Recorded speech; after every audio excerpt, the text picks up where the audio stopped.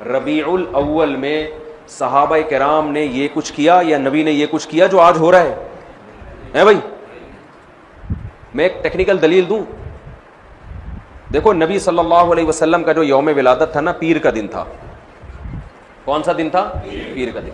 ये तो सही हदीस से साबित है। अब सवाल पैदा होता है कि यौम विलादत क्या ईद का दिन हो सकता है कि नहीं हो सकता? बहुत से लोग कहते हैं यौम विलादत क्या है? ईद का दिन है, ईद मिलादुन नबी कहते हैं ना। तो हम अल्लाह उसके रसूल से पूछते हैं कि या रसूल अल्लाह सल्लल्लाहु अलैहि वसल्लम, आप बताइए कि आपका विलादत का दिन क्या ईद हो सकता है कि नहीं हो सकता? इतना काफी था इस उम्मत को समझाने के लिए कि नबी का यौम विलादत में ईद ना बनाना, इतना काफी था। लेकिन नबी ने एक और काम किया। शायद नबी को मालूम था, अल्लाह ने बता दिया था कि ये उम्मत बाज नहीं आएगी, तो नबी ने एक और काम किया कि पीर को आपने रोजा रखा।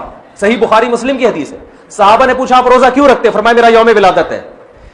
ईद के दिन रोजा रखना जायज है? क्या मतलब? रोजे का, ईद का जो थोड़ा सा भी तस्वुर था ना यौम विलादत में, उस तस्वुर के बिल्कुल खुरच के जड़ से खात्मा कर दिया कि रोजा और खुशी का दिन जमा नहीं हो सकते। और आप फिर यौम विलादत को यौम ईद कह रहे हो। तो ये वो कोशिश है जो अख्फल कोशिश है, ये अल्लाह उसके रसूल की बताई हुई कोशिश नहीं है। और ईद मिलादुन नबी सुबह मनाई जाती है या रात को?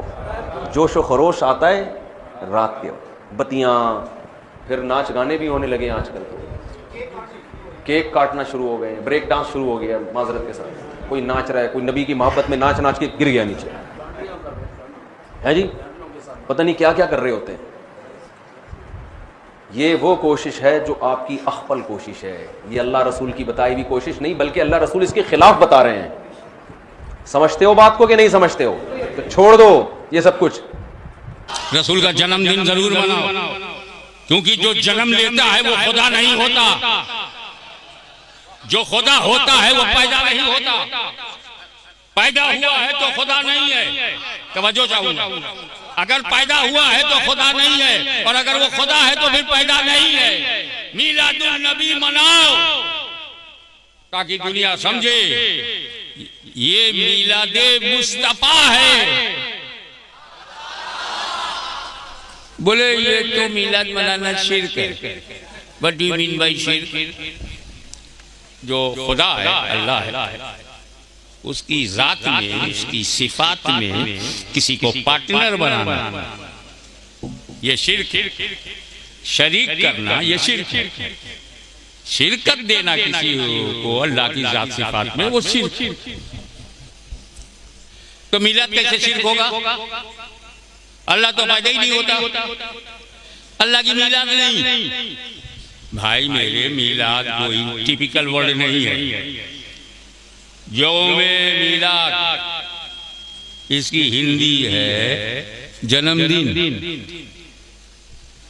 अंग्रेजी है बर्थडे, अरबी है यौमुल मिलाद। तो मुस्तफा पैदा हुआ, मुस्तफा पैदा हुए हैं। कहीं इनको कोई खुदा ना कहे, काहे को कोई खुदा कहे? अरे भूल गए। हज़रत इब्राहिम खलीलुल्लाह ने नमरूद से कहा था, मेरा खुदा पूरब से सूरज निकालता है, मेरा खुदा पूरब से। तू खुदा है तो पश्चिम से निकाल। नमरूद नहीं निकाल पाया, उसका बाप भी नहीं निकाल सकता। लेकिन इतिहास के पन्नों में इब्राहिम की ये दलील छप गई कि जो पश्चिम से निकालेगा वो खुदा होगा। तवज्जो, नमरूद पश्चिम से नहीं निकाल सका क्योंकि वो खुदा नहीं था। लेकिन मकामे तैयबा में जब अली मुर्तजा की नमाज असर खजा हुई है तो मेरे नबी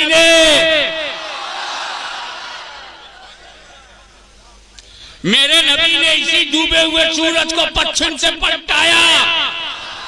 अब कहीं इब्राहिम की दलील की रोशनी में लोग खुदा न कहे, मीलादे मुस्तफा मना